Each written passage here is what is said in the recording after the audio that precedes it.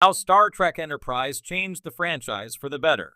19 years after its cancellation, Star Trek Enterprise has become an influential Star Trek series that now serves as the canonical springboard for all of Star Trek that follows.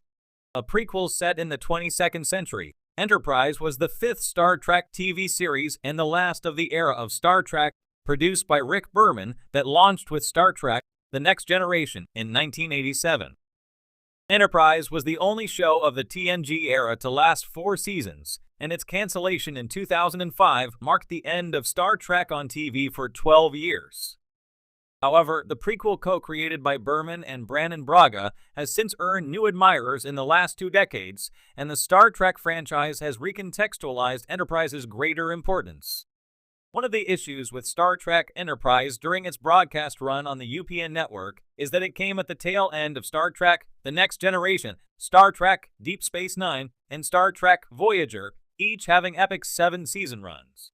By the time Enterprise debuted in 2001, there had been over 500 hours of Star Trek on TV and 9 movies, resulting in franchise fatigue. Enterprise's 22nd century setting was meant to give the series and characters a more contemporary feel, but the prequel often felt like a retread of its more innovative predecessors.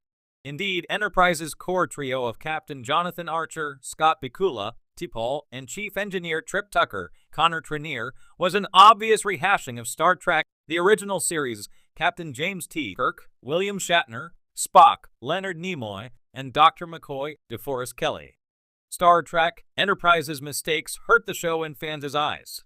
Enterprise broke the Star Trek mold in several ways that truckers didn't appreciate, starting with its malign pop theme song, Where My Heart Will Take Me, by Russell Watson, and excising the term Star Trek from its title in Enterprise Seasons 1 and 2. Enterprise also presented the Vulcans as unwelcome obstructionists to the human race's attempts to reach for the stars.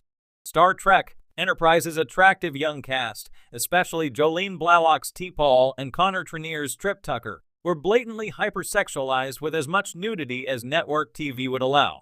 And then there was These Are the Voyages, Star Trek Enterprise's controversial series finale that made Star Trek: The Next Generation's Commander Will Riker, Jonathan Frakes, the focal point instead of Enterprise's actors.